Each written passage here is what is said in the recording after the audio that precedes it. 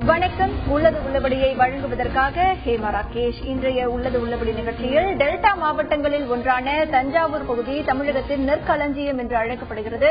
Delta மாவட்டங்களை பொறுத்தவரை அந்த பகுதியில் 16.2 லட்சம் ஏக்கர் பரப்பளவில் நெற் சாகுபடி செய்யப்பட்டு வருகிறது.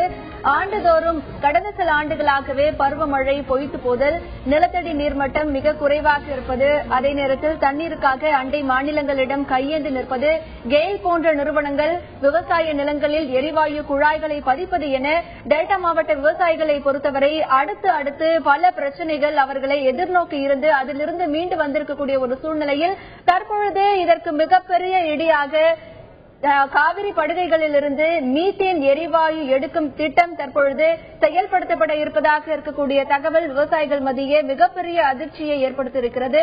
இந்த பகுதியில் மீத்தேன் எரிவாயு எடுக்கும் திட்டத்தின் மூலம் விவசாயிகளின் வாழ்வாதாரமே பாதிக்கப்படும் சூழ்நிலையும், அந்த பகுதியில் இருக்கக்கூடிய நிலத்தடி நீர் மிகவும் ஆழமான அளவிற்கு செல்லக்கூடிய ஒரு நிலை இருக்கிறது. மேலும் அந்த நிலங்கள் அனைத்தும் பாலைவனமாக மாறிவிடக்கூடிய ஒரு சூழ்நிலை இருக்கிறது. அங்க இருக்கக்கூடிய விவசாயிகள் மற்றும் பொதுமக்களின் வாழ்வாதாரமே பாதிக்கப்படக்கூடிய நிலை இருப்பதால் இந்த திட்டத்தை மத்திய அரசு கைவிடக் கோரி பல்வேறு போராட்டங்கள் நடத்தப்பட்டிருக்கின்றன. தற்பொழுது இன்று கூட தமிழகத்தில் இருக்கக்கூடிய பல பகுதிகளில் ரயில் மறியல் போராட்டமும் நடைபெற்றுக் கொண்டிருக்கிறது. இன்றைய உள்ளது உள்ளபடி நிகழ்ச்சியில் இந்த மீத்தேன் எரிவாயு திட்டமெடுப்பதின் நோக்கம் என்ன என்பது பற்றியும், அதற்கு விவசாயிகள் என்ன மாதிரியான எதிர்ப்புகளை பதிவு செய்து வருகிறார்கள், இந்த மீத்தேன் எரிவாயுவை எடுப்பதன் மூலம் என்ன மாதிரியான பாதிப்புகளை விவசாயிகள் எதிர்கொள்ள இருக்கிறார்கள் என்பது பற்றிய முழுமையான தகவல்களை பார்க்க இருக்கிறோம். அதற்கு முன்பாக இது பற்றிய ஒரு செய்தி தொகுப்பை பார்க்கலாம்.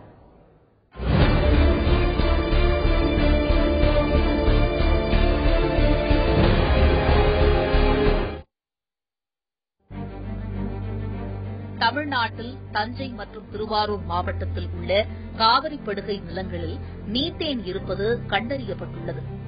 எரிவாயு தேவைக்காக மீத்தேன் எரிவாயுவை எடுக்க இந்திய அரசின் பெட்ரோலியம் மற்றும் இயற்கை எரிவாயு அமைச்சகம் Great Eastern Energy Corporation Limited என்ற நிறுவனத்திற்கு 29 ஜூலை 2010 ஆண்டிலேயே உரிமம் வழங்கியுள்ளது. 24 சதுர கிலோமீட்டர் பரப்பளவு நிலப்பகுதி பழுப்பு நிலக்கரி எடுப்பதற்காக ஒதுக்கப்பட்டு எஞ்சிய 667 சதுர கிலோமீட்டர், அதாவது 1,66,210 ஏக்கர் நிலப்பரப்பு மீத்தேன் வாயு எடுக்க ஒதுக்கப்பட்டுள்ளதாக கூறப்படுகிறது. இரு மாவட்டங்களிலும் 50 ஆழ்துளை கிணறுகள் மற்றும் 2 சோதனை கிணறுகள் அமைக்கப்பட உள்ளன. இதில் திருவாரூர் மாவட்டத்தில் 38 ஆழ்துளை கிணறுகள் அமைக்கப்பட உள்ளன. ஆழ்துளை கிணறுகள் 600 மீட்டர் ஆழத்துக்கும் அதிகமாக தோண்டப்பட உள்ளன. காவிரி டெல்டா பூமிக்கு அடியில் தரைமட்டத்தில் இருந்து 500 அடி தொடங்கி 1650 அடி ஆழம் வரை நிலக்கரி படிமங்கள் காணப்படுகின்றன. தற்போதுள்ள நிலத்தடி நீர் இப்படிமங்களை அழுத்திக் கொண்டு உள்ளது. இந்த அழுத்தத்தினால் செறிவற்ற மீத்தேன் வாயு நிலக்கரி பாறைகளில் இருந்து வெளியேற முடியவில்லை. நிலக்கரி பாறை மீது உள்ள நிலத்தடி நீரை வெளியேற்றிய பின்னரே மீத்தேன் வாயுவை வெளிக்கொண்டு வர முடியும். அவ்வாறு 500 அடி முதல் 1650 அடி வரையுள்ள நிலத்தடி நீர் வெளியேற்றப்படும் போது காவிரி ஆற்றுப்படுகையின் நிலத்தடி நீர்மட்டம் 500 அடிக்கு கீழே சென்றுவிடும் அபாயம் உள்ளது. மீத்தேன் எரிவாயு எடுக்கும் திட்டத்தில் தஞ்சை மாவட்டத்தில் 12 உள்ளுறை கிணறுகளும், திருவாரூர் மாவட்டத்தில் 38 உள்ளுறை கிணறுகளும் அமைக்கப்பட உள்ளன.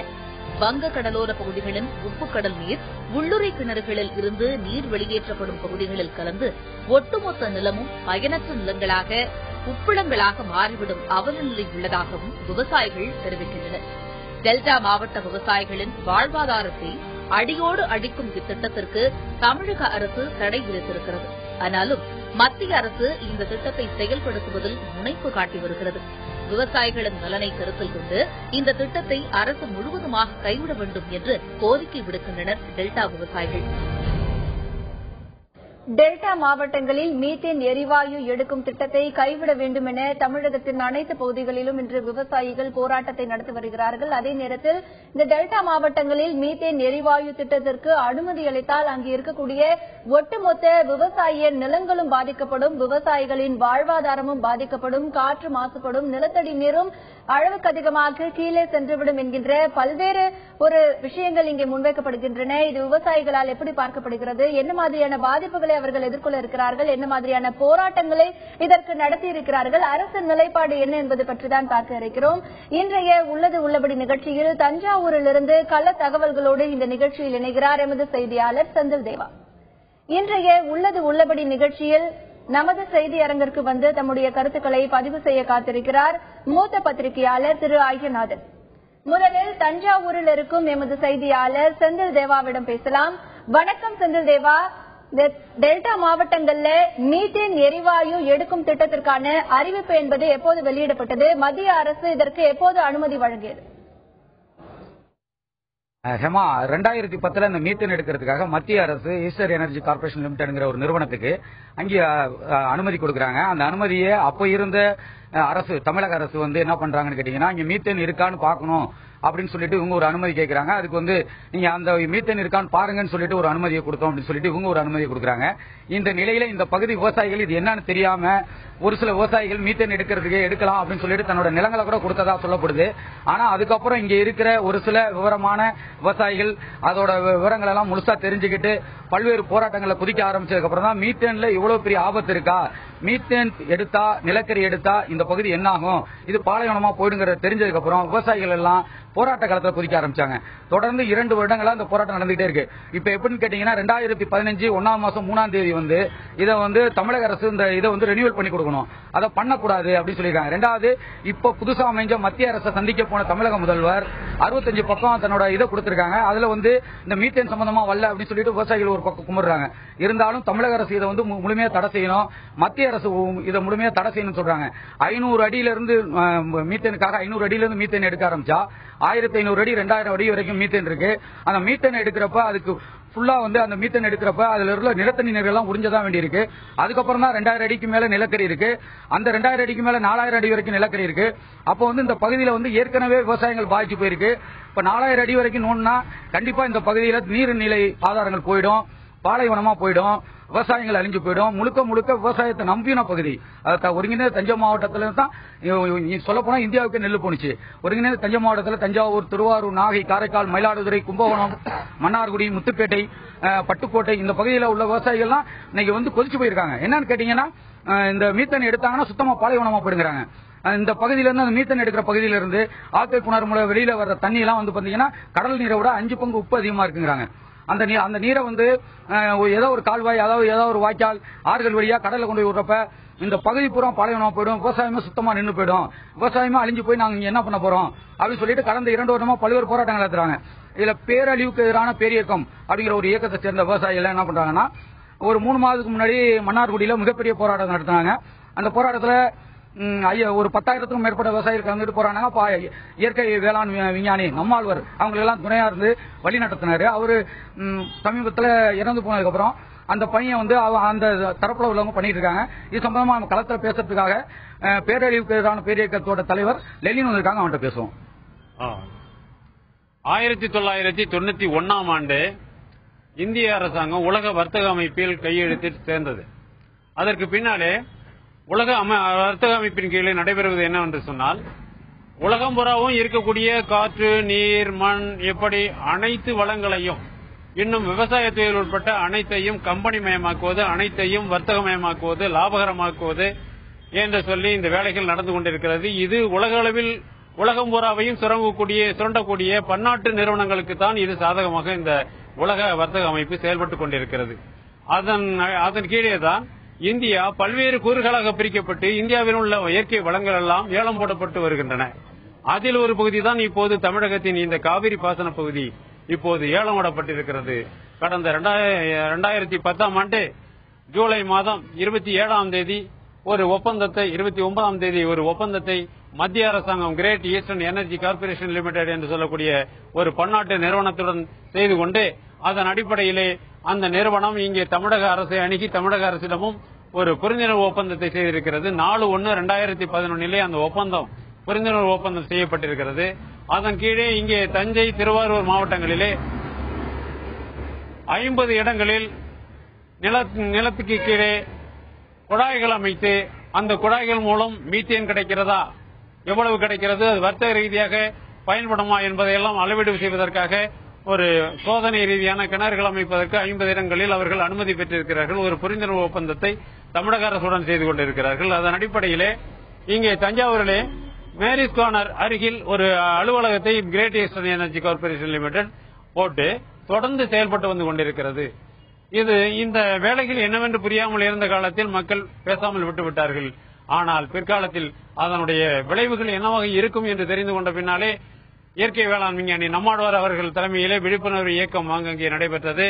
தஞ்சை, திருவாரூர், நாகப்பட்டினம் மாவட்டங்களில் சுற்றி கிராமங்கள் தோறும் அவர் பிரச்சாரம் செய்து வந்தார். அதனுடைய விளைவாக மக்கள் மத்தியிலே விழிப்புணர்வு ஏற்பட்டது, எழுச்சி ஏற்பட்டது. அது எழுச்சி என்பது போராட்டமாக வெடித்தது. இந்த அரசு துறை நிறுவனங்களும் கூட இந்த கிரேட் ஈஸ்டர்ன் எனர்ஜி கார்பரேஷனுக்கு துணை நிறுவனங்களாக செயல்பட்டதையெல்லாம் கண்டுபிடித்து அதற்கு எதிராக மக்களை திரட்டி போராடினோம். குறிப்பாக ஒரத்தநாடு பகுதியிலே கண்ணுகுடி கிராமத்திலே கெயில் நிறுவனம், அரசுக்கு சொந்தமான ஒரு பொது நிறுவனம் கெயில் நிறுவனம். இந்த கெயில் நிறுவனம் கேட்டு கேள்வி இல்லாமல் அந்த கிராமத்துக்குள்ளே புகுந்து ஒரு 10 ஏக்கர் நிலத்தை ஆக்கிரமித்து திடீரென்று கற்களை போட்டு இது எங்களுக்கு சொந்தம், இனிமே இந்த இடத்துக்குள்ள நீங்க யாரும் உள்ள வரக்கூடாது, வீட்டை பிரிச்சுக்கிட்டு போயிருங்க, வீட்டுக்கு முன்ன கல்ல ஊனி இந்த இடத்துல பெல்லுன்னு எழுதி இந்த இடத்துல கிணறு போட போறோம், இந்த நிலத்துல இருக்கிற கதிரை எல்லாம் நீங்க அறுத்துக்கிட்டு போயிருங்க, திரும்ப நீங்க உள்ள வரக்கூடாது அப்படின்னு சொல்லி மிரட்டுறாங்க. அங்க இருக்கிற மக்கள் அதை எதிர்த்து வாதிடுறாங்க. நீங்க எதிர்த்து வாதாடினீங்கன்னு சொன்னா நீங்க எல்லாம் ஜெயிலுக்கு போயிருங்க, இது மத்திய அரசாங்க திட்டம் அப்படின்னு சொல்லி அவங்க மிரட்டிட்டு அந்த கற்களை எல்லாம் ஊனிட்டு போயிடுறாங்க. இதை கேள்விப்பட்ட நாங்க நம்மாழ்வார் தலைமையில மறுநாள் காலையில அங்க போறோம். போயிட்டு அந்த செய்தி உலகம் புறவும் மக்களுக்கெல்லாம் தெரியணும், அரசாங்க நிறுவனங்களும் கூட தவறாக செயல்படுகின்றன, மக்களுக்கு எதிராக செயல்படுகின்றன, எந்த ஒப்பந்தமும் இல்லாமல் ஒரு விவசாயிகளுடைய நிலத்தை ஆக்கிரமிப்பதற்கு முயற்சி எடுக்கிறது என்று சொல்லி இந்த செய்திகள் எல்லாம் மக்களுக்கு போகணும், விழிப்புணர்வு ஏற்படணும் அப்படிங்கிறதுக்காக தஞ்சையிலிருந்து ஊடகங்களை எல்லாம் வர செய்து அவற்றின் மூலமாக இந்த செய்திகள் வெளியே போகும் வகையிலே அந்த ஊர் மக்களை திரட்டி குறிப்பாக பெண்கள் அந்த கற்களை பிடுங்கி போட்டு உடைத்தார்கள். அந்த செய்தி உலகம் பூராவும் போனது. இது தொடர்ந்து பேசலாம் திரு செந்தில் தேவா, தொடர்ந்து பேசலாம். இந்த காவிரி படுகைகளில் இருக்கக்கூடிய மீத்தேன் எரிவாயு திட்டத்தை கைவிட வேண்டும் என்று சொல்லி பல்வேறு கட்டங்களாக போராட்டங்கள் நடத்தப்பட்டுக் கொண்டிருக்கின்றன.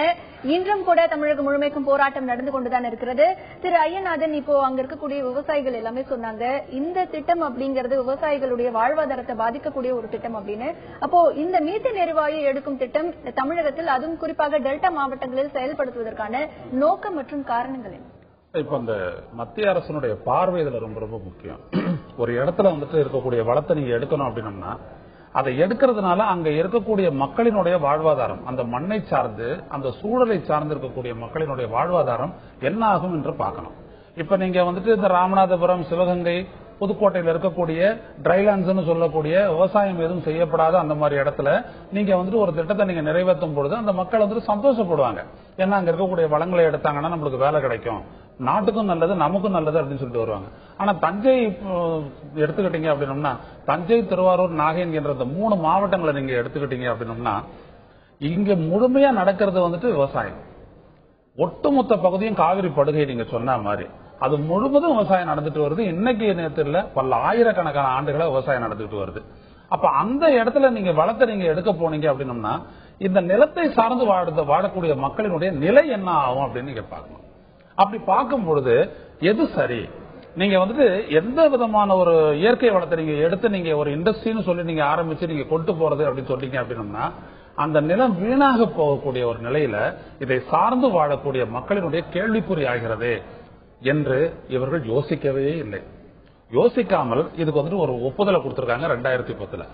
அடுத்த 6 மாசத்துல இதற்கான சோதனைகள் எல்லாம் செஞ்சு அந்த இருப்பை மதிப்பீடு செய்வதற்காக அந்த Great Eastern Energy Corporation of இந்தியாவுக்கு அப்பொழுது இருந்த அரசு, தமிழக அரசு, கலைஞர் தலைமையிலான அரசு ஒப்புதல் வழங்கி அவங்க வந்தாங்க. இவங்க வந்து இந்த வேலையை ஆரம்பிக்கும் போதுதான் மக்களுக்கே தெரிஞ்சிச்சு இது என்ன ஆகும் அப்படின்ட்டு. அதுக்கப்புறம் அங்க இருக்கக்கூடிய இப்ப இந்த போராடக்கூடிய பேரழிவிற்கு எதிரான அந்த பேரியக்கத்தை சேர்ந்தவர்கள், இன்னும் பல்வேறுபட்ட சமூக ஆர்வலர்கள், மக்கள் உரிமை போராட்டத்தை நடத்திட்டு இருக்கிறவங்க, கட்சிகள், இவங்க எல்லாரும் சேர்ந்து என்னதான் இங்க நடக்க போகுது, என்ன பாதிப்பு ஏற்பட போகுது அப்படின்னு அவங்க தான் ஆரம்பிச்சாங்க. எதை அரசு செஞ்சிருக்க வேண்டுமோ அதை பொதுமக்களும் மக்கள் நலன் சார்ந்த அமைப்புகளும் தான் செஞ்சாங்க. இது எப்படி சரியாகும்? ஒரு இடத்துல ஒரு தொழிற்சாலையை நீங்க கொண்டு வரீங்க அப்படின்னா அதற்கான அந்த என்விரான்மெண்டல் இம்பாக்ட் அசஸ்மெண்ட்னே சொல்லுவாங்க, அது சென்ட்ரல் கவர்மெண்ட்ல அதை செய்யணும். சுற்றுச்சூழல் எந்த அளவுக்கு பாதிக்கப்படும் அப்படின்றது இங்க உள்ளூர்ல இருக்கக்கூடிய மாசு கட்டுப்பாட்டு வாரியம் செய்யணும். இந்த நாட்டினுடைய அரசு வேளாண் துறை இதனால் வேளாண்மை எந்த அளவுக்கு பாதிக்கப்படும் சொல்லணும். தமிழ்நாட்டினுடைய உணவு தேவையை 1/3 பங்கு நிறைவேற்றக்கூடிய காவிரி டெல்டா மாவட்டங்கள் பாதிக்கப்பட்டால் இதுக்கு நாம என்ன செய்ய போறோம் அப்படின்றத பாதிக்கணும். இன்னும் ஒரு பக்கம் உணவு உற்பத்தி, இன்னொன்னு இதை சார்ந்திருக்கக்கூடிய பல லட்சக்கணக்கான விவசாய குடும்பங்கள் என்ன ஆகும்? இப்படி எல்லாம் எதையுமே யோசிக்காத நேரா எடுத்தாந்து ஒரு திட்டத்தை அவங்க நிறைவேற்ற முற்பட்டார்கள் அப்படின்னா இதுல இந்த கார்ப்பரேட் நலன் என்று சொல்லக்கூடிய இந்த பெருநிறுவனத்துடைய நலன் மட்டுமே, அவங்களுடைய நோக்கம் மட்டுமே இதில் இருக்கிறது.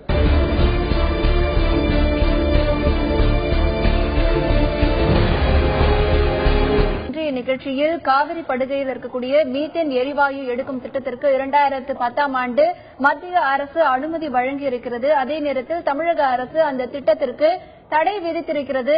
இந்த திட்டம் குறித்து விரிவான ஒரு ஆய்வறிக்கையை சமர்ப்பிக்க வேண்டும் என்கின்ற உத்தரவு பிறப்பித்திருக்கிறது. அதற்கு பிறகுதான் பணிகள் மேற்கொள்ள வேண்டும் என்கின்ற உத்தரவையும் தமிழக அரசு பிறப்பித்திருக்கிறது.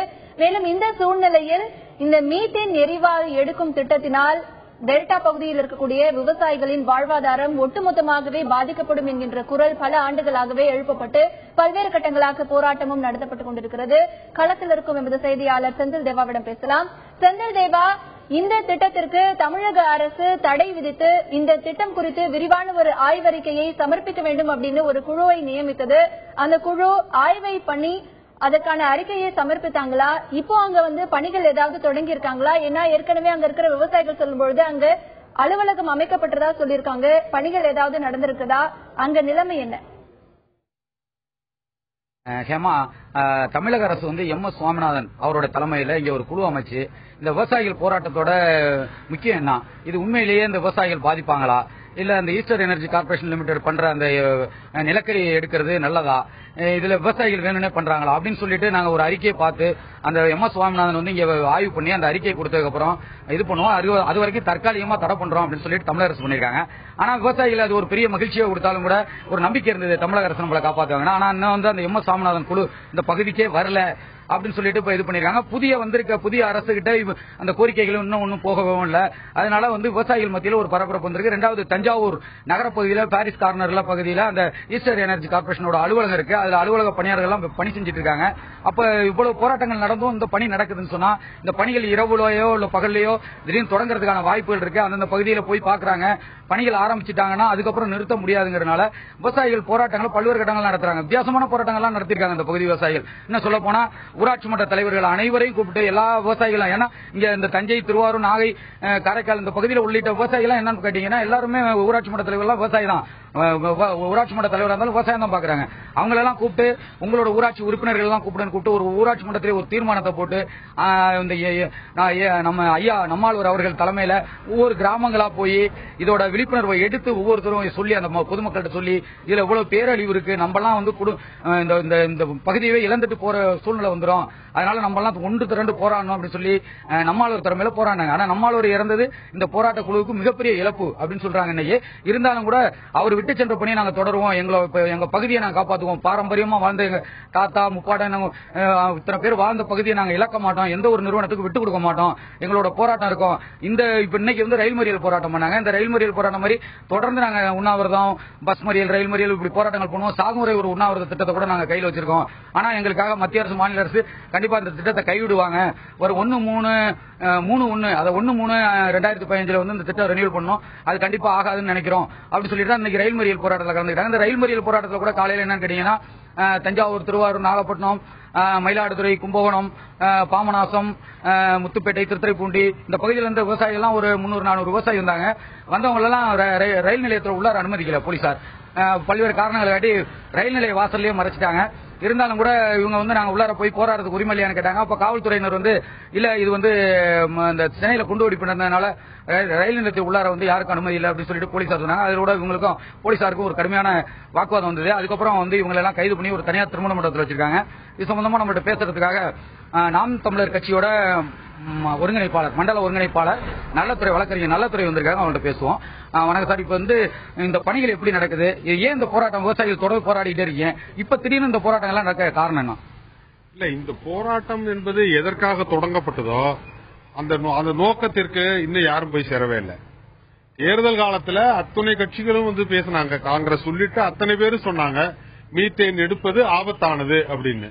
மீத்தேன் எடுக்கிறது நல்லதுதான் அப்படின்னு சொல்லி இங்க எந்த அரசியல் கட்சியினுடைய தலைவரும் இங்க வந்து தேர்தல் பிரச்சாரம் பண்ணல.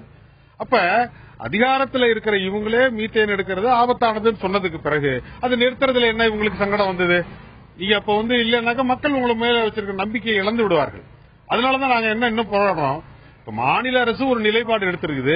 இந்த மீத்தேன் எடுக்கிற திட்டம் விவசாயத்துக்கு ஆபத்தானது, ஒரு வளத்தை அழித்து இன்னொரு வளம் கொடுப்பதற்கு நாங்கள் அனுமதிக்க மாட்டோம்னு முதலமைச்சர் வந்து தேர்தல் காலத்தில் பேசினாங்க. ஒப்பந்தம் 2011 முன்னாள் இருந்த திமுக அரசாங்கத்தின் சார்பில் ஒப்பந்தம் போடப்பட்டிருக்குது. அந்த ஒப்பந்தம் போடுவதற்கு அந்த மாநில அரசுக்கு அதிகாரம் இருக்கும் பொழுது அதே மாநில அரசுக்கு அந்த ஒப்பந்தத்தை ரத்து செய்யக்கூடிய அதிகாரமும் இருக்கு என்பதுதான் பொருள். அப்ப அந்த ஒப்பந்தத்தை நீங்க பெட்ரோலிங் லைசன்ஸ் சொல்ற அந்த ஒப்பந்தத்தை ரத்து பண்ணீங்கன்னாவே கிரேட் ஈஸ்டர்ன் எனர்ஜி கார்பரேஷனுக்கு அந்த தொழிலை தொடங்குவதற்கான வேலையை தொடங்குவதற்கான எந்த வாய்ப்பும் இல்லை. சரி, அதை இதுவரைக்குமாவது நீங்க ரத்து பண்ணல. ஆனால் அந்த ஒப்பந்தம் வருகிற ஜனவரி மாதம் 2015 காலாவதியாக போகுது. குறைந்தபட்சம் அந்த ஒப்பந்தத்தை நீட்டித்து கொடுக்காமல் புதுப்பித்து கொடுக்காமலாவது மாநில அரசு தடுக்கணும். அதை நோக்கிதான் நாங்க இப்ப போராட்டம் நடத்திட்டு இருக்கோம். இதுல பல விஷயங்கள் இருக்கு. மீத்தேன் எடுக்கிறதுல பல விஷயங்கள், பல விதிமுறை மீறல்கள் நடந்திருக்குது. இப்ப நீங்க தஞ்சாவூர்ல இருந்து பாத்தீங்கன்னா, தஞ்சாவூர்ல இருந்து 22 கிலோமீட்டர்ல வடுவூர்னு ஒரு கிராமம் இருக்கு. அங்க ஒரு பெரிய ஏரி இருக்கு. அந்த ஏரி வந்து வெறும் நில பரப்புக்கு பாசனம் கொடுக்கக்கூடிய ஏரியா மாத்திரம் இல்லாம அது ஒரு பறவைகள் சரணாலயமா அங்கீகரிக்கப்பட்ட பறவைகள் சரணாலயம். பறவைகள் சரணாலய சட்டத்தின்படி ஒரு சரணாலயம் இருக்கிற இடத்தில் இருந்து 10 கிலோமீட்டர் சுற்றளவுக்குள்ளாக எந்த விதமான சுற்றுப்புற சூழலை கெடுக்கும் எந்த நடவடிக்கையும் அனுமதிக்க முடியாதுன்னு சட்டம் சொல்லுது. அப்ப இந்த மீத்தேன் எடுக்கிற திட்டம் வடுவூர் ஏரியை சுற்றி இருக்கிற 10 கிலோமீட்டர்ல எந்த வேலையும் செய்யக்கூடாது. ஆனா இப்ப கிரேட் ஈஸ்டர்ன் எனர்ஜி கொடுத்திருக்கிற அந்த வடிவங்கள்லயே அவங்க சொல்லியிருக்க மாதிரி கிணறுகள் அமைக்க போறோம்னு சொல்றதுலயே அந்த ஏரியை ஒட்டி 3.5 கிலோமீட்டரில் தொடங்கி 7 கிலோமீட்டருக்குள்ள 10 கிணறுகளை அமைக்க போறோம்னு சொல்றாங்க. அதுக்கு சிறப்பு அனுமதி வாங்கணும். சிறப்பு அனுமதி கொடுக்கிற அதிகாரம் மத்திய அரசாங்கத்தில் இருக்கு. மத்திய அரசாங்கம் எங்களுக்கு சிறப்பு அனுமதி கொடுத்துருச்சுன்னு சொல்றாங்க. எதுக்காக ஒரு சிறப்பு அனுமதியை கொடுக்க வேண்டும்? இப்படி பல விதிமுறை மீறல்களை தேவையில்லாத காரணத்திற்காக செஞ்சிருக்காங்க. உங்க தகவலுக்கு நன்றி. மேலும் நம்ம களத்துக்கு வந்து கூடங்குளம் அணு எதிர்ப்பு போராட்ட குழுல ஒருங்கிணைஞ்சு நின்று பெரிய அளவில் போராடின முகிலன் அவர் வந்து அங்கிருந்து வந்திருக்காரு, கூடங்குளத்துல இருந்து வந்திருக்காரு. அவர்கிட்ட நம்ம சம்பந்தமா பேசுவோம். வணக்கம் முகிலன். இப்போ வந்து இந்த மிகப்பெரிய எழுச்சி இந்த விவசாயிகள் மத்தியில் வந்திருக்கு. விவசாயிகள் எல்லாம் போராட்டத்தை களத்தில் குதிச்சிருக்காங்க, பல்வேறு போராட்டங்களை பண்றாங்க. இதை பத்தி நீங்க என்ன நினைக்கிறீங்க? இந்த மீத்தேன் எதிர்ப்பு போராட்டம் எப்பொழுது தொடங்கியதோ அப்பொழுதெல்லாம் அந்த காலம் முதல் இன்று வரை கூடங்குளம் அணு உலை எதிர்ப்பு போராட்ட குழுவும் கூடங்குளம் அணு உலை எதிர்த்த போராட்டத்தில் ஈடுபட்டுள்ள மக்களும் தொடர்ந்து இதில் பங்கேற்று வந்துள்ளோம். ஏற்கனவே நடந்த பல்வேறு போராட்டங்களை அங்கேயும் நடத்தியுள்ளோம். ஏற்கனவே மன்னார்குடியில் நடந்த மிகப்பெரிய பேரணி பொதுக்கூட்டத்திற்கும் இடிந்தகரை போராட்ட களத்திலிருந்து பெண்கள் வந்து பங்கெடுத்துக் கொண்டார்கள். இப்போது இந்த மறியல் போராட்டத்திற்கு நான் வந்து கலந்து கொண்டுள்ளேன். இதில் அடிப்படையாக இருக்கக்கூடியது இவர்களை எங்களோடு இணைத்து வைக்கின்ற ஒரே விஷயம், இந்த இயற்கை வளங்கள் என்பது சமுதாயத்தின் சொத்து என்பது போய் இன்று தனிநபருடைய கொள்ளைக்காக எல்லா வளங்களும் கண்மூடித்தனமான வகையிலே தனிநபர்களுக்கு இந்த அரசினுடைய கொள்கையால் தாரை வார்க்கப்படுகிறது. அதை எதிர்க்க வேண்டியது ஒவ்வொரு மக்களுடைய கடமை என்ற அடிப்படையில் இந்த போராட்டத்தில் நாங்கள் பங்கெடுத்துக் கொண்டுள்ளோம். தொடர்ந்து பேசலாம். திரு செந்தில் தேவா, இந்த மீத்தேன் எரிவாயு எடுக்கும் திட்டத்திற்கு பல்வேறு தரப்பிலிருந்து எதிர்ப்புகள் கிளம்பி இருக்கின்றன. அதே நேரத்தில் கிரேட் ஈஸ்டர்ன் எனர்ஜி கார்பரேஷன் நிறுவனத்திற்கு 2015 ஆண்டு அந்த ஒப்பந்தத்தை நீட்டிப்பு செய்வதற்கான அனுமதியை வழங்கக்கூடாது என்கின்ற கோரிக்கையும் அங்கே முன்வைக்கப்படுகிறது. ஐயநாதன் சார், இப்ப அங்க நம்ம செய்தியாளர் கிட்ட பேசின ஒருத்தர் வந்து சொன்னாரு, மாநில அரசு வந்து இதற்கு தகுந்த நடவடிக்கை எடுக்கணும், ஏன்னா தடை விதிச்சிருக்காங்க, அப்போ இந்த ஒப்பந்தத்தையும் தடை செய்யணும் அப்படின்னு அவங்க கோரிக்கை வைக்கிறாங்க. இப்போ இதற்கான சாத்தியக்கூறுகள் ஏதாவது இருக்கா? ஒரு மாநில அரசு மத்திய அரசு கொடுத்த அனுமதியை வந்து தடை பண்ண முடியுமா? முடியும். இப்ப உதாரணத்துக்கு நீங்க பாத்தீங்க அப்படின்னா, ஒரிசா மாநிலத்தில் அந்த அலுமினியம் எடுப்பதற்கான அந்த கச்சா பொருட்களை எடுக்கிறதுக்கான ஒரு அனுமதியை வந்துட்டு மத்திய அரசு கொடுத்துருச்சு. ஆனா அங்க இருக்கக்கூடிய அந்த மக்கள் எதிர்த்தார்கள். ஒன்று, அதை ஏற்றுக்கொண்டு அங்கே கருத்தாய்வு நடத்திய போது எங்களுடைய வாழ்வாதாரம் இந்த அளவிற்கு பாதிக்கப்படும், நாங்க முழுமையா எங்களுடைய வாழ்ந்த பகுதியிலிருந்து வெளியேற வேண்டிய சூழல் ஏற்படும் அவங்க சொன்னதையெல்லாம் இந்தியாவுடைய உச்சநீதிமன்றம் ஏற்றுக்கொண்டு ஒரிசா அரசு சம்மதித்திருந்தாலும் கூட அந்த ஒப்பந்தத்தை ரத்து செய்தது. அதே போல இரும்பு தாது எடுத்து ஒரு காலை ஓட்டுறதுக்காக வந்த தென்கொரிய நிறுவனம் ஒன்றையும் அதே மாதிரி அவங்க வந்துட்டு வெளியில அனுப்புனாங்க. 2. 3வது, மராட்டிய மாநிலத்தில் வந்துட்டு சிறப்பு பொருளாதார மண்டல ஒன்றத்தை உருவாக்க ரிலையன்ஸ் முற்பட்ட பொழுது அந்த நிறுவனத்தை அந்த திட்டத்தை எதிர்த்து மக்கள் போராடிய பொழுது அங்கு வாக்கெடுப்பு நடத்தப்பட்டது. நல்லா கவனிங்க, இந்தியாவினுடைய ஜனநாயகத்தில் ஒரு சிறப்பு பொருளாதார மண்டலத்தை கொண்டு வர முற்பட்ட பொழுது அதனை அந்த மக்கள் எதிர்த்த போது, அந்த மக்களினுடைய கருத்தை கேட்ட போது, அந்த மக்கள் எங்களுக்கு இங்கே சிறப்பு பொருளாதார மண்டலம் தேவையில்லை என்று வாக்களித்த காரணத்தினால் அத்திட்டம் கைவிடப்பட்டது. எனவே இந்தியாவினுடைய ஜனநாயகத்தில் நமது அரசமைப்பின்படி என்ன சொல்லப்பட்டிருக்கிறது என்றால், it is the welfare state, இது மக்கள் நலன் சார்ந்த அரசு என்று சொல்லிவிட்ட பிறகு அந்த அடிப்படையில் நாம் இந்த மக்களினுடைய வாழ்வாதாரம் பாதிக்கப்படக்கூடிய நிலையில் அவர்கள் முழுமையாக எதிர்க்கிறார்கள். ஏன்னா இவங்க இழப்பீடு தர தயாரா இருக்காங்க, நாங்க அதை ஏற்கல. எங்களுக்கு எங்களுடைய வாழ்க்கைக்கு ஆதாரமான தொன்று தொட்டு நாங்கள் பாரம்பரியமாக செய்து வரும் விவசாயத்தை விட்டு அகல நாங்கள் விரும்பவில்லை என்று சொல்லிவிட்ட பிறகு இது மாநில அரசு எடுத்து கோரி தாராளமாக அவர்களுக்கு அளித்த அந்த உரியத்தை, லைசன்ஸ் நிறுத்தி வைப்பதற்கு, அனுமதியை நிறுத்தி வைப்பதற்கு எல்லா உரிமையும் இருக்கிறது. தொடர்ந்து பேசலாம் திரு ஐயநாதன். இந்த மீத்தேன் எரிவாயு திட்டத்திற்கு விவசாயிகள் மத்தியிலிருந்து பல்வேறு எதிர்ப்புகள் இருக்கிறது.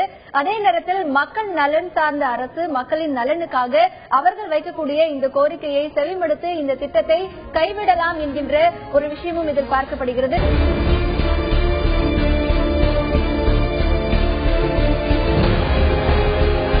காவிரி படுகையில் இருக்கக்கூடிய மீத்தேன் எரிவாயுவை எடுக்கும் திட்டத்திற்காக கிரேட் ஈஸ்டர்ன் எனர்ஜி கார்ப்பரேஷன் என்கின்ற நிறுவனத்திற்கு கடந்த 2010ஆம் ஆண்டு அனுமதி வழங்கப்பட்டிருக்கிறது. 2011ஆம் ஆண்டு தமிழகத்தில் அப்போது ஆட்சியில் இருந்த அரசும் இதற்கான அனுமதியை வழங்கியிருக்கிறது. ஆனால் இந்த திட்டத்தை கைவிட வேண்டும், இந்த திட்டத்தினால் பல்வேறு பாதிப்புகள் ஏற்படும் என பல்வேறு கட்டங்களாக அங்கு இருக்கக்கூடிய விவசாயிகள் போராட்டத்தினை நடத்தி வருகிறார்கள்.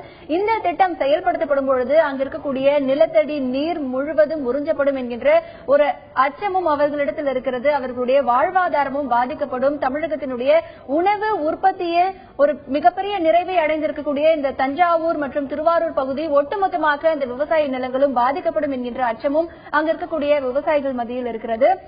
திரு ஐயநாதன், இப்போ அங்க இருக்கக்கூடிய விவசாயிகள் சொன்னாங்க ஒட்டுமொத்தமா எங்களுடைய வாழ்வாதாரமே பாதிக்கப்படும் அப்படின்னு சொன்னாங்க. ஆனா மத்திய அமைச்சகம் இந்த மீத்தேன் எரிவாயு திட்டத்தை செயல்படுத்துவதற்காக அனுமதியும் வழங்கி இருக்கிறது. இப்போ என்ன மாதிரியான பாதிப்புகள், எப்படி இதற்கான முகாந்திரம் என்பது எப்படி இருக்கு? இப்ப இந்த மீத்தேன் எரிவாயு எடுக்கக்கூடிய இந்த திட்டத்தை எடுத்துக்கங்க. நம்மளுக்கு எரிவாயு தேவை, அதுல இருவேறுபட்ட கருத்து இல்ல. ஆனா அந்த தஞ்சை மண்டலத்துல நீங்க எடுக்க போகும் பொழுது என்ன பாதிப்பு ஏற்படும் அப்படின்னா, இந்த நிலக்கரி படிவங்கள் அப்படின்னு நம்ம சொல்றோம் இல்லைங்களா, அந்த நிலக்கரி படிவங்கள்ல தான் இந்த கோல் டெபாசிட்ஸ், அந்த ஸ்ட்ரேட்டா, அதுலதான் இந்த மீத்தேனும் கலந்துருக்கு. அதன் மேல தண்ணி இருக்குது. 500 அடியில இருந்துட்டு 1500 அடி வரைக்கும் இந்த கோல் ஸ்ட்ரீம்ஸ் சொல்லுவாங்க. இந்த பெல்ட் நீங்க பாத்தீங்கன்னா பாண்டிச்சேரிக்கு உட்பட்ட பாகூர் அப்படின்ற அந்த இடத்துல ஆரம்பிச்சு நீங்க அப்படியே வந்தீங்க அப்படின்னம்னா ஜெயங்கொண்டம், பெரம்பலூர் மாவட்டம், ஜெயங்கொண்டத்தெல்லாம் மன்னார்குடி, கும்பகோணம் மன்னார்குடியில வரைக்கும் இருக்காது. கிட்டத்தட்ட நீங்க பாத்தீங்கன்னா ஒரு 700 சதுர கிலோமீட்டர்ல இந்த ஆய்வு மேற்கொள்ளப்பட்டு இங்கெல்லாம் நிலக்கரி இருக்கு, இந்த மீத்தேன் எரிவாயு இருக்கு அப்படின்றத கண்டுபிடிக்கப்பட்டு அதை எடுத்தாங்கன்னா சற்றார குறைய அதனுடைய மதிப்பு 7 லட்சம் கோடி அப்படின்னு சொல்றாங்க. அவ்வளவு தூரம் மதிப்பு இருக்கு. அதனாலதான் இந்த கிரேட் ஈஸ்டர்ன் எனர்ஜி இந்த அளவிற்கு இவ்வளவு எதிர்ப்பு கிடையாது அதை எடுக்கணும் அப்படின்னு நினைக்கிறதுக்கு காரணம் அவங்களுக்கு அதுல இருக்கக்கூடிய அந்த ப்ராஃபிட் தான். ஆனால் இதுல என்ன ஆகுனீங்கன்னா, இந்த பிராக்சரிங், ஹைட்ராலிக் பிராக்சரிங் சொல்லக்கூடிய அதிகமான நீரை உயர் அழுத்தத்தில் பல்வேறுபட்ட ரசாயனங்களை கடந்து நீங்க செலுத்தும் பொழுது அது அந்த படிவங்களுக்கு இடையே பாய்ந்து பிளவை ஏற்படுத்துகிறது. அந்த பிளவை ஏற்படுத்தின உடனே என்ன ஆகும் அப்படின்னீங்கன்னா, இந்த நிலக்கரி படிவங்கள்ல புதைந்து இருக்கக்கூடிய அந்த மீத்தேன் எரிவாயு கெட் ரிலீஸ், அதுல இருந்து வெளிப்பட்டு இதே குழாயின் வழியா வரும். அந்த நீரோடு சேர்ந்து அது மேல வரும் பொழுது, ஏற்கனவே உள்ள நீர் இருக்கு, இவங்களும் மேல இருந்து அந்த நீரை அழுத்தமா கொடுக்கும் பொழுது அது கவுண்டர் பிரஷர் ஆகி அது மேல வரும்போது தண்ணியை தனியா பிரிச்சிருவாங்க, கேஸை தனியா பிரிச்சிருவாங்க. கேஸை எடுத்து அதனுடைய கேஸ் கண்டெய்னருக்கு கொண்டு போயிடுறாங்க. தண்ணீரை எடுத்து இவங்க வாய்க்கால் அல்லது ஏதாவது ஒரு, இப்ப சொன்ன மாதிரி ஏதாவது ஒரு ஏரி போன்ற ஒரு பகுதியிலேயோ இல்ல பெரிய குளம் குட்டைகளிலேயோ இவங்க விடுவாங்க. அதுலதான் நச்சுத்தன்மை வாய்ந்த பல்வேறுபட்ட அமிலங்களும் ரசாயன உபரி பொருட்களும் வருது. இது கம்ப்ளீட்டா என்விரான்மெண்ட்டை இது பண்ணிடும். ரெண்டாவது, நீங்க நிலக்கரி படிவங்கள்ல இருந்துட்டு அதுக்கு மேல இருக்கக்கூடிய நீரை நீங்க உறிஞ்சும் பொழுது அதனால உருவாகக்கூடிய வெற்றிடம் என்ன ஆகுனீங்கன்னா, உங்களுக்கு தெரியும் தஞ்சை, திருவாரூர், நாகை மாவட்டங்களை ஒட்டி கடல் இருக்கு. ஒரு இடத்துல பிரஷர் குறையும் பொழுது இந்த கடல் நீர் வந்துட்டு என்ன ஆயிடும் அப்படின்னா உள்ள பூமிக்குள்ளேயே புகுந்து அதை நிரப்பிடும். அப்ப அதையும் நீங்க வெளியேற்றணும். அப்ப that is what is called seepage. அந்த சீபேஜ்ன்றது என்ன அப்படின்னீங்கன்னா, கடலை ஒட்டி உள்ள பகுதிகளில் நீங்க ஒரு ஆழத்துக்கு மேல போனீங்கன்னா கடல் நீர் இப்படி வரும். அது பூமியில இந்த இடத்துல இருக்கிறது, பூமி கடையில எவ்வளவு தூரம் வரைக்கும் அந்த கடல் நீருடைய தாக்கம் உள்ள வந்துடும். உள்ள வந்துச்சு அப்படின்னோம்னா கடல் நீருடைய பிரஷர் எவ்வளவுன்னு உங்களுக்கு தெரியும், வந்துகிட்டே இருக்கும். சோ இவங்க இதெல்லாம் எடுத்து எங்க விடுவாங்க, எடுத்து விட்டாங்கன்னா கடைசி அவங்க நதிகளுக்கு வரணும். நதிகள் அப்படின்னோம்னா ஒட்டுமொத்த காவிரி நதியினுடைய எல்லா கிளைகளையும் இந்த தண்ணியை இவங்க பாய்ச்சி வெளியேற்றணும். வெளியேற்றினாங்கன்னா என்ன ஆகும் அப்படின்னீங்கன்னா, இவை அனைத்தும் உப்பு படிந்து, அதான் அவங்க சொன்னாங்க, உப்பளங்களாக மாறிவிடும். ஒரு பெரிய விவசாய பூமி உப்பளமா மாறிடும் சொல்றாங்க. ஆனா இவங்களை பொறுத்த வரைக்கும் முதல்ல அந்த மீத்தேன் வாயுவை எடுத்துறதுக்கு அப்புறம் இவங்க ஒரு ஓபன் ஷாஃப்ட் மைனிங் தான் பண்ணணும். திறந்த வெளி சுரங்கம் அமைத்து கம்ப்ளீட்டா அந்த மணல் எல்லாம் தூக்கி மேடாக்கி, எப்படி நம்ம நெய்வேலியில் நம்ம செய்யறோமோ அந்த மாதிரி ஒரு திறந்த வெளி சுரங்கம் அமைத்து இந்த நிலக்கரி எல்லாம் எடுப்பாங்க. அப்ப அந்த பகுதியை என்ன ஆயிடும்னா விவசாய பூமின்றது அத்து போய் அது ஒரு நிலக்கரி எடுக்கக்கூடிய ஒரு சுரங்கமா மாறி போயிடும். அப்ப எப்படி நம்ம வந்துட்டு நெய்வேலிக்கு வந்துட்டு எல்லா நிலங்களையும் கொடுத்து எல்லா இடத்தையும் கொடுத்துட்டு நாமெல்லாம் வெளியேறிட்டு இன்னைக்கு ஒப்பந்த தொழிலாளர்களா தமிழர்கள் போராடி கொண்டிருக்கின்றார்களோ, இதே போல எல்லா நிலங்களையும் இழந்து நம்முடைய வாழ்வாதாரத்தை இழந்து எதுவுமே இல்லாத நிலைக்கு நாம தள்ளப்படுவோம். இப்ப இவ்வளவு பிரச்சனைகள் இருக்குன்னா அந்த பகுதியில் இருக்கக்கூடிய வாழ்வாதாரமே பாதிக்கப்படும், நிலங்கள் பாதிக்கப்படும், நிலத்தடி நீர் பாதிக்கப்படும் அப்படின்னு பிரச்சனைகள் இருக்கு. அப்போ எப்படி இந்த மத்திய சுற்றுச்சூழல் அமைச்சகம் இதற்கு அனுமதி கொடுக்கும்? இந்த விடயத்தையும் வந்து சொன்னாதானே மக்கள் கிட்ட, இவங்க எல்லாத்தையுமே ரகசியமா தானே செய்யறாங்க. எப்பொழுது நான் அதைத்தான் அந்த கேள்வியாவே நான் பலமுறை நான் எழுப்பி இருக்கின்றேன். எப்பொழுது நீங்கள் இங்க மீத்தேன் எரிவாயு இருப்பதை கண்டுபிடித்தீர்கள், நிலக்கரி இருப்பதை எப்படி கண்டுபிடித்தீர்கள்? இது கண்டுபிடித்தவுடன் ஒரு அந்நிய நிறுவனம் வந்துட்டு இங்கே ஒரு துணை அமைப்பை ஏற்படுத்தி இதை செய்யக்கூடிய அளவிற்கு வரும் வரை இது யார் செஞ்சது? ஏன் மக்கள் கிட்டது? ஜனநாயகத்தில் வெளிப்படை தன்மை இல்லை என்றால் அது ஜனநாயகமே இல்லை. we are a democracy. இந்த ஒரு நாட்டுல ஒரு வெல்ஃபேர் ஸ்டேட்ல இப்படி ஒரு வளம் இங்க இருக்கிறத மக்கள் கிட்டே சொல்லாம கருத்தாய்வு கூட்டம்னு சொல்லிட்டு ஒண்ணுக்கு, கருத்து கேட்பு கூட்டம் ஒண்ணுக்கு ரொம்ப சாதாரணமா ஒரு இடத்துல நடத்திட்டு இவங்க நேரா வந்துட்டு ஒரு புரிந்துணர்வு ஒப்பந்தமே போட்டிருக்கு தமிழக அரசு. நாங்க கூட கேட்டோம், இதனால பாதிப்பு ஏற்படாதுன்னு அந்த முன்னாள் இருந்த அந்த ஆட்சியாளர்கள் வந்து தேர்தல் பிரச்சார கூட்டத்தில் பேசும் பொழுது, இதனால் பாதிப்பு ஏற்படாதுன்னு அவங்க சொன்னதை கேட்டுட்டு செய்றீங்களே, இதனால பாதிப்பு ஏற்படுமா ஏற்படாதா என்று உங்களுடைய துறைகளை வைத்து நீங்கள் அதை மதிப்பீடு செய்தீர்களா? அசஸ்மெண்ட் நீங்க பண்ணிரலன்னா இல்ல.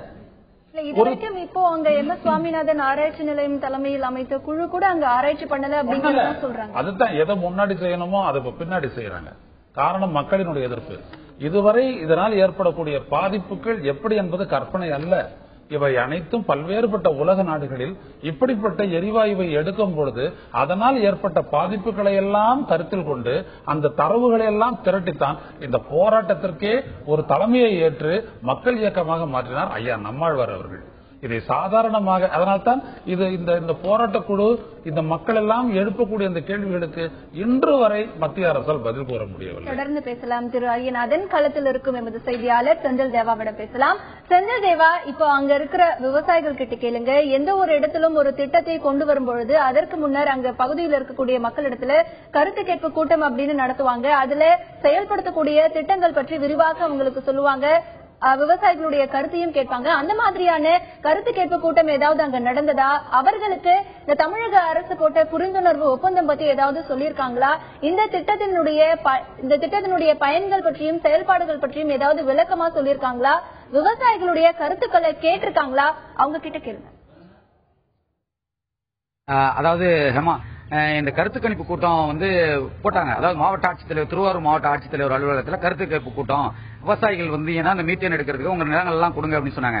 விவசாயிகளுக்கு அது என்னன்னு தெரியல. அப்ப அதுக்கப்புறம் தான் அவங்க ஒவ்வொருத்தரும் சொன்னதுக்கு அப்புறம் அவங்க எல்லாம் பயந்து போய் இந்த கருத்து கேட்பு கூட்டத்துக்கு போன பாதி பேரே ஐயோ நான் போய் தெரியாம போயிட்டோமே, இதுல இவ்வளவு ஆபத்து இருக்கா அப்படின்னு சொல்லிட்டு புரிஞ்சு இந்த இதுல வந்தாங்க. இன்னும் என்னன்னு கேட்டீங்கன்னா, இந்த உலக அதாவது இந்தியாவுக்கே சோறு போட்ட தஞ்சை மாவட்டத்தில் வந்து நீ குடிதண்ணி இல்ல, அவ்வளவு ஒரு என்ன இப்பயே 100 அடி 200 அடி வரைக்கும் தண்ணி குடிதண்ணி இல்ல. கும்பகோணம் நீடாமங்கலம் பகுதியில எல்லாம் எந்த நேரமும் தண்ணி இருக்கும். அந்த பகுதியில இருந்து தண்ணி டேங்கர்ல அது மாதிரி ஒன்னாந்து வச்சுதான் கொடுக்குறாங்க. ஆடு மாடுகள்லாம் செத்துக்கிட்டு இருக்கு. மனுஷன் குடிக்க தண்ணி இல்ல, குளிக்க தண்ணி இல்ல, கால்நடைகள் தண்ணி இல்லாம சாகுது, நிலங்கள்லாம் இதா போயிட்டு.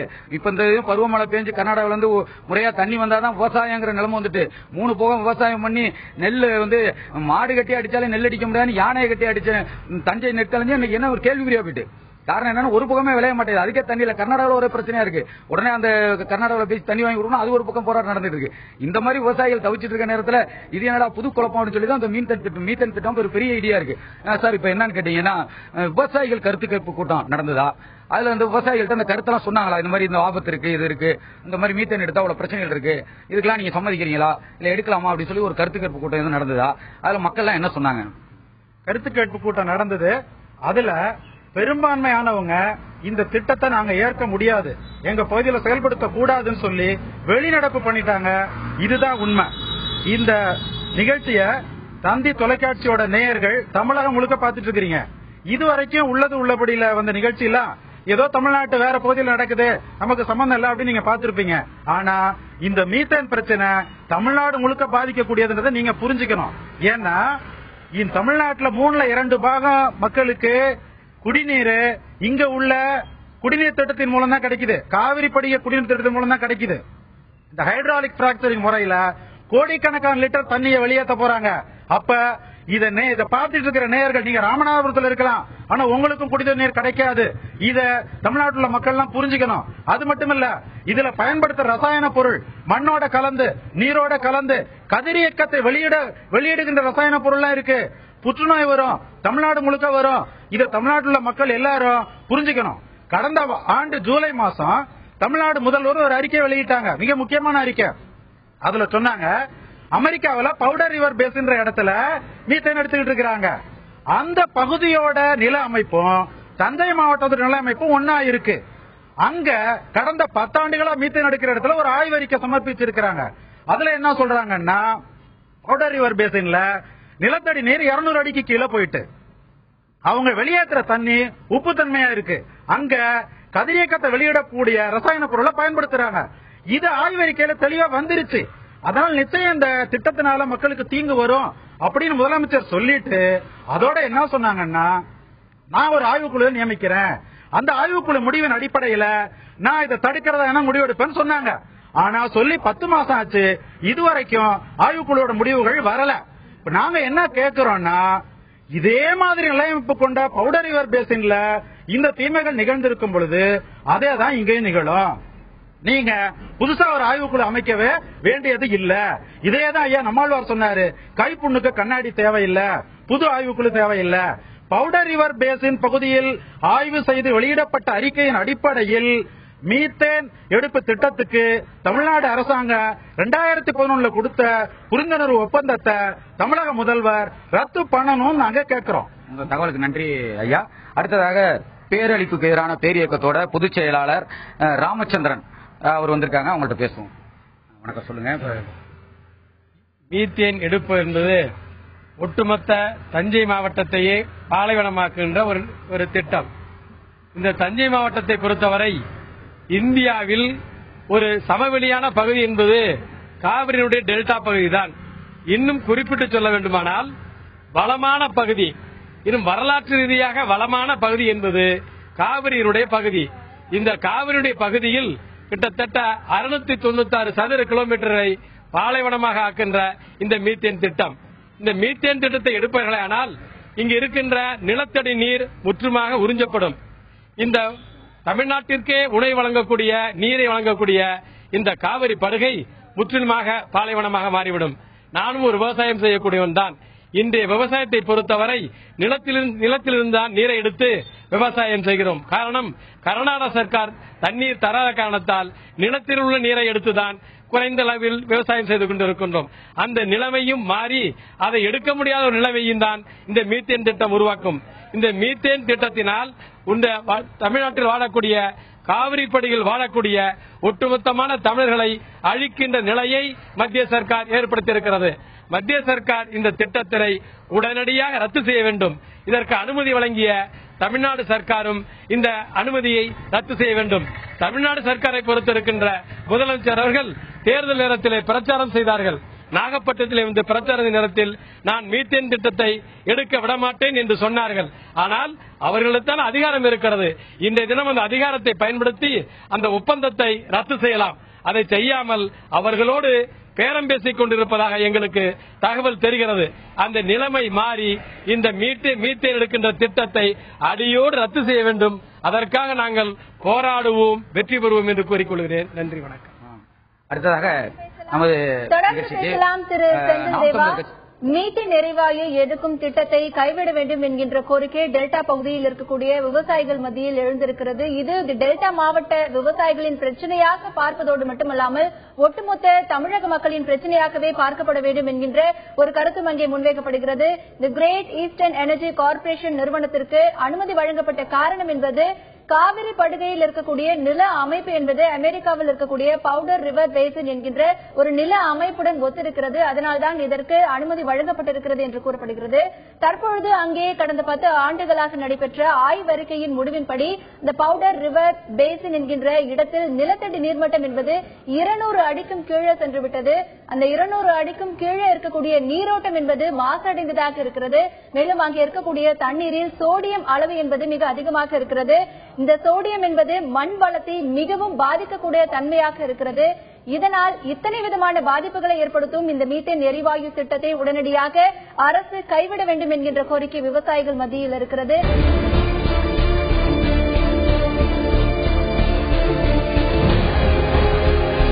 மீத்தேன் எரிவாயு திட்டத்திற்கு டெல்டா மாவட்ட விவசாயிகள் மத்தியில் பலத்த எதிர்ப்பு எழுந்திருக்கிறது. இது பல நாடுகளில் செயல்படுத்தப்பட்டு அங்கே அபாயங்கள் மிக அதிகமாக இருக்கிறதாக பல்வேறு புள்ளி விவரங்கள் தெரிவிக்கின்றன. 2010ஆம் ஆண்டு கூட தியோ கால்வன் என்கின்ற அமெரிக்க விஞ்ஞானி ஒருவர் இந்த மீத்தேன் எரிவாயு திட்டத்திற்கான ஒரு ஆய்வறிக்கையை சமர்ப்பித்திருக்கிறார். இந்த எரிவாயு திட்டத்தில் 300க்கும் மேற்பட்ட வேதிப்பொருட்கள் கலந்திருப்பதனால் மனித உடலுக்கு 12 விதமான நோய்கள், அதாவது சுற்றி இருக்கக்கூடிய பகுதி மக்களுக்கு 12 விதமான நோய்கள் தாக்கக்கூடிய அபாயம் இருப்பதாகவும் தன்னுடைய ஆய்வறிக்கையில் சமர்ப்பித்திருக்கிறார். இதுபோன்ற பல்வேறு அபாயங்கள் அந்த திட்டத்தில் இருப்பதாக இங்கே கூறப்படுகிறது. திரு ஐயநாதன், இப்போ இருக்கக்கூடிய சூழ்நிலையில தமிழக அரசு இந்த திட்டத்திற்கான பணிகள் எதுவுமே தொடங்கல அப்படின்னு சொல்றாங்க. அதே நேரத்துல MS சுவாமிநாதன் குழுவினரும் அங்க ஆராய்ச்சி பண்ணல அப்படின்னு சொல்றாங்க. ஆனா தஞ்சாவூர்ல கிரேட் ஈஸ்டர்ன் எனர்ஜி கார்ப்பரேஷன் அலுவலகம் தொடர்ந்து இருக்கிறதாகவும் பணியாளர்கள் அங்க வேலை பார்க்கறதும் சொல்றாங்க. இப்ப உண்மையில அங்க என்னதான் நடந்துட்டு இருக்கு, அந்த நிலை எப்படி இருக்கு? அதுதான் அவங்களுடைய கோரிக்கை. இப்போ தமிழ்நாடு கவர்மெண்ட், ப்ரீவியஸ் கவர்மெண்ட் அது போட்ட அந்த மெமரண்டம் ஆஃப் அண்டர்ஸ்டாண்டிங் அப்படின்றது லேப்ஸ் ஆகாத வரைக்கும் அந்த திட்டம் நடப்புல இருக்குன்னு தான் அர்த்தம். சோ இதை ரெனிவல் பண்ணணும். இதை அவங்க ரெனிவல் பண்ணலன்னா கூட, ஒருவேளை தமிழக அரசு மறுத்தால் கூட இவர்கள் நீதிமன்றத்துக்கு போகக்கூடும். அதனாலதான் தமிழக அரசு யோசிச்சு என்ன பண்ணுது, ஒரு நிபுணர் கூட MS சாமிநாதன் தலைமையில அமைக்குது. சோ இவங்க போயிட்டு பார்த்துட்டு இவங்க தமிழ்நாட்டினுடைய இந்த மாசு கட்டுப்பாட்டு வாரியம் உள்ளிட்ட பல்வேறு துறைகளை எல்லாம் ஒருங்கிணைச்சு எப்படிப்பட்ட பாதிப்பு இதில் ஏற்படும் அப்படின்றத சொல்லிட்டு அசஸ் பண்ணி அவங்க அந்த ரிப்போர்ட்டை கொடுக்கும் பொழுதுதான் தமிழக அரசு கிரேட் ஈஸ்டர்ன் எனர்ஜி கோர்ட்டுக்கு போனா கூட அதை ஒரு கவுண்டரா இவங்க ஃபைல் பண்ண முடியும். ஓரளா ஒரு போராட்டத்தில் புரொட்டஸ்டர் நாங்க சொல்லக்கூடிய காரணங்களை எல்லாம் மட்டுமே வச்சுக்கிட்டு ஒரு திட்டத்துக்கு தடை விதிங்க அப்படின்னு நம்ம சொல்ல முடியாது நீதிமன்றத்துல. நான் அதுக்காகத்தான் நான் ஒரிசால நடந்த அந்த அலுமினிய எதிர்ப்பு தொடர்பான விஷயத்துல நான் சொன்னேன், நீதிமன்றத்திற்கு தாக்கல் செய்யப்பட்டது. இப்படி ஏற்பட்டுச்சுன்னா இந்த மக்கள் அனைவரும் வெளியேற்றப்படுவாங்க, இவங்களுடைய வாழ்வாதாரங்கள் அனைத்தும் நீர்த்து போகும் அப்படின்னு சொல்லிட்டு அந்த ரிப்போர்ட்டை கொடுக்கும் பொழுதுதான் ஒன்றை நம்ம தடுத்து நிறுத்த முடியும். இந்த விஷயத்துல தமிழக அரசோட நிலைப்பாடை நீங்க எப்படி பாக்குறீங்க? தமிழக அரசு நிலைப்பாடு வரவேற்கத்தக்கது. ஒரே விட என்னன்னீங்கன்னா, இந்த ஆய்வு குழு அப்படின்னு சொல்லி போட்டிருக்காங்களே, இந்த ஆய்வு குழுவை பொறுத்த வரைக்கும் தனிப்பட்ட முறையில் எனக்கு சில ஐயங்கள் உண்டு. ஏன்னா MS சாமிநாதன் போன்றவர்கள் இவர்கள் எப்பொழுதுமே முன்னேற்றத்திற்கானது என்று சொல்லி பல்வேறுபட்ட திட்டங்களை இவர்கள் கொண்டு வந்தாங்க. அது விவசாயத்தை பாதித்திருக்கிறது பல வகைகளில். இதெல்லாம் எங்களுக்கு தெரியும். நம்மளோட அது இயக்கத்தில் இருந்ததுனால நான் சொல்றேன். ஆனாலும் ஒரு ஆய்வு நடத்தி அந்த ரிப்போர்ட் போகணும். அப்பொழுதுதானே நம்ம இன்னொரு ரிப்போர்ட் தேவைப்பட்டுச்சுன்னா வேற ஒரு நிறுவனத்தை, உதாரணத்துக்கு national environmental engineering research institute என்று சொல்லக்கூடிய நாக்பூர்ல இருக்கக்கூடிய நீரி, அது கவர்மெண்ட் ஆஃப் இந்தியா ஆர்கனைசேஷன், அதை கொண்டு நம்ம பண்ணலாம். நீரியை கொண்டு பண்ணோம் அப்படின்னோம்னா அவங்க அந்த என்விரான்மெண்டல் இம்பாக்ட் அசஸ்மெண்ட் பேர்ல எல்லாத்தையுமே பண்ணுவாங்க, விரிவாகவே பண்ணுவாங்க. அது ஆத்தென்டிக். உச்சநீதிமன்றம் கேட்டுக்கும். ஏன்னா தமிழக அரசு போட்டதை கூட இவங்க மத்திய அரசின் சார்பாக வரக்கூடிய நம்மளுடைய அட்டார்னி ஜெனரல் மறுக்கலாம். ஆனா இந்த மாதிரி ஒரு நீரியினுடைய ரிப்போர்ட்டை அவங்க மறுக்க முடியாது. ஏன்னா அது இந்தியாவினுடைய அரசினால் அங்கீகரிக்கப்பட்ட ஒரு முதன்மையான ஒரு ஆய்வு குழு. அது சேதுச கால்வாய் திட்டத்துக்கு அந்த குழு தான் அறிக்கை கொடுத்துச்சு. சோ இந்த மாதிரி ஒன்றத்தை செய்யலாம். அந்த முதல் ஸ்டெப் தமிழக அரசு முதல்ல ஊக்குவிக்கணும். ரெண்டாவது விஷயம், நீங்க இதுல அந்த துளாய் போட்டு அப்படின்னு நாங்க சொல்லி அந்த இடத்துல நிறுத்திட்டோம். ஒரு துளாய் போட்டீங்க அப்படின்னம்னா கீழே பூமிக்கு 1500 அடி வரை நீங்க அதை இறக்கி இந்த பிராக்சரிங் அப்படின்றதன் மூலமா நீங்க நீரை செலுத்தி அதற்கு பிறகு அதுல வெளியேற்றுறாங்க இல்லையா, பல்வேறுபட்ட கம்போசிஷன் அந்த கெமிக்கல் இதெல்லாம் கூட சேர்த்து வெளியேற்றாங்க இல்லையா, அப்படி வெளியேற்றப்படக்கூடிய நீரின் அளவு மட்டும் ஒரு கிணறுக்கு 75,000 லிட்டர். 75,000 லிட்டர் ஒரு பைப்ல இருந்து ஒரு நாளைக்கு வெளியேற்றுறாங்கன்னா என்ன அந்த பகுதி ஆகும்னு பாருங்க. தொடர்ந்து பேசலாம் திரு ஐயநாதன். களத்தில் இருக்கும் இந்த செய்தியாளர் செந்தில் தேவாவிடம் பேசலாம். செந்தில் தேவா, இப்ப அங்க இருக்கக்கூடிய விவசாயிகள் கிட்ட கேளுங்க, அவங்களுடைய கோரிக்கைகள் என்ன, இனி அவங்களுடைய அடுத்த கட்ட நடவடிக்கை என்ன அப்படின்னு சுருக்கமா பதிவு பண்ண சொல்லுங்க. இப்ப உங்களோட கோரிக்கைகள் என்ன, அந்த போராட்டத்தை எதுக்காக நடத்திட்டு இருக்கீங்க, அடுத்த கட்டமா மத்திய மாநில அரசுகள் என்ன பண்ணணும்னு நினைக்கிறீங்க அப்படின்னு சொல்லிட்டு நம்ம நாம் தமிழர் கட்சியோட மாவட்ட ஒருங்கிணைப்பாளர் கா முத்துக்குமார் அவர்கிட்ட பேசுவோம். அதாவது தொடர்ச்சியா மத்திய அரசும் மாநில அரசும் பாத்தீங்கன்னா தமிழர்களை வஞ்சிக்கிற போக்க தொடர்ச்சியா பார்த்துட்டு இருக்கோம். இப்ப காவிரி நீர் பிரச்சனையா இருந்தாலும் சரி, முல்லை பெரியாறு நீர் பிரச்சனையா இருந்தாலும் மத்திய அரசு தீர்க்கல. அது உயர்நீதிமன்றத்தில் உச்சநீதிமன்றத்தில் வழக்காடி தான் அந்த தீர்ப்புகளை பெற வேண்டிய நிலை இருக்கு. இப்ப பாத்தீங்கன்னா ராஜபக்சே அவர்கள் இங்க வந்திருந்தப்ப கூட மீனவர்களை நாங்க கைது செய்ய மாட்டோம்னு சொல்லிட்டு போனவங்க போகவே தமிழர்கள் அந்த 33 மீனவர்களை கைது பண்ணியிருக்காங்க. அதனால தமிழக முதல்வர் கூடங்குளம் அலுவலக போராட்டத்தை மக்களோட நிப்பன்னு சொல்லி முதல்ல சொல்லியிருந்தாங்க. பிறகு பாத்தீங்கன்னா அதுல இருந்து பின்வாங்கிட்டாங்க.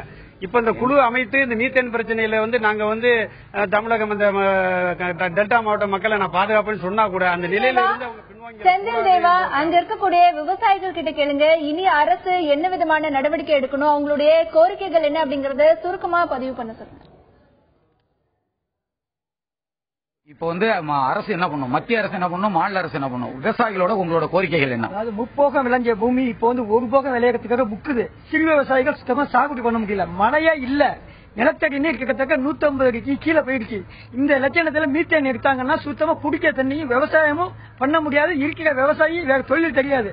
அகதிகளாக இது ராஜஸ்தான் போல பாலைவனமாக தஞ்சை நிச்சயம் ஒரு நாள் மாறும். அது மத்திய அரசாங்கம் தான் இந்த திட்டத்தை நிறுத்தினாதான் முடியும். ஆகையினால எங்களை கூடங்குளம் மாரி போராட வைக்காதீங்க, தயவு செய்து திட்டத்தை நிறுத்தி விவசாயிகளை காப்பாத்துங்கன்னு உங்க கையெழுத்து கெஞ்சிக்கிறவங்கள. சார், அடுத்த மத்திய மாநில அரசுகள் என்ன பண்ணணும் அப்படின்னு நினைக்கிறீங்க? மத்திய அரசாங்கம் உடனடியாக 29/7/2000 தகவல்களுக்கு நன்றி செந்தில் தேவா. இந்த மீத்தேன் எரிவாயு எடுக்கும் திட்டத்திற்கு டெல்டா பகுதியில் இருக்கக்கூடிய விவசாயிகள் மட்டுமல்ல, அதை சுற்றி இருக்கக்கூடிய அனைத்து பகுதி மக்களும் எதிர்ப்பு தெரிவித்து வருகின்றனர். மேலும் இந்த மீத்தேன் எரிவாயு எடுக்கும் திட்டத்தில் தமிழக அரசு நிலைப்பாடு இன்னும் வேகமாக செயல்படுத்தப்பட வேண்டும்.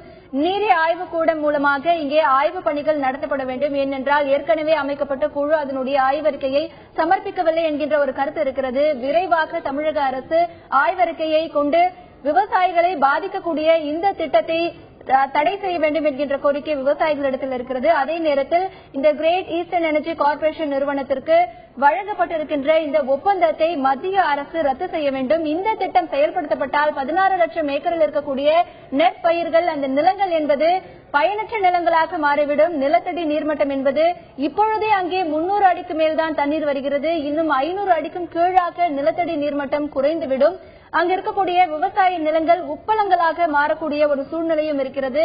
அங்கே வசிக்கக்கூடிய மக்களுக்கும் பல்வேறு விதமான பாதிப்புகளும் ஏற்படுத்தக்கூடியதாக இந்த திட்டங்கள் இருக்கிறது. பல்வேறு போராட்டங்களில் ஈடுபட்டும் கூட கவனம் செலுத்தாத அரசு இனி இந்த விஷயத்தில் தலையிட்டு உடனடியாக கவனம் செலுத்தி இதற்கு தீர்வு காண வேண்டும் என்பதே டெல்டா பகுதி விவசாயிகளின் கோரிக்கையாக இருக்கிறது. இந்த நிகழ்ச்சியில் பங்கேற்ற நம்முடைய தஞ்சை செய்தியாளர் செந்தில் தேவா மற்றும் நமது செய்தியரங்கில் பங்கேற்ற திரு ஐயநாதன் அவர்களுக்கு நன்றி. மீண்டும் ஒரு உள்ளது உள்ளபடி நிகழ்ச்சியில் சந்திக்கலாம். இணைந்திருங்கள்.